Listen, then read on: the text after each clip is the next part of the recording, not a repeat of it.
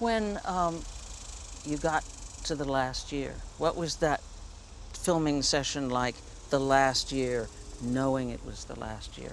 It was bittersweet, definitely.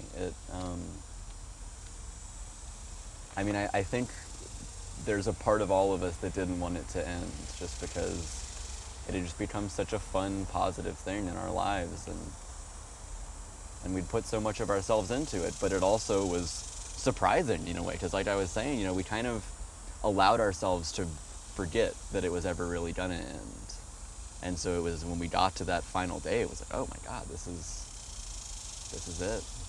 And a lot of tears were shed, but it was very, very beautiful.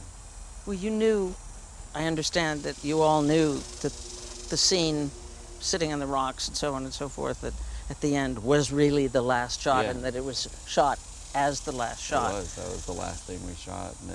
And I think that moment that's translated on screen, and the way a lot of people feel watching it is very much the way we felt filming it. It was a very, I don't know, very incredible moment. And that kind of, what Mason struggling to kind of be in the moment and appreciate what's happening at this juncture in his life, it was very much what I was experiencing, about an entirely different thing, about realizing that this massive, kind of undertaking that had taken up my entire recallable life was coming to an end, and kind of struggling to appreciate that and come to terms with whatever it meant.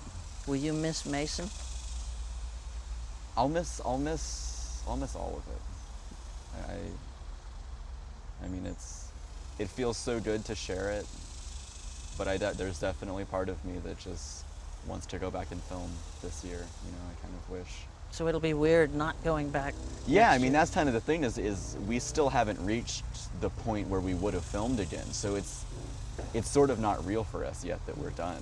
We're still, come October or so, it'll start to set in, I think.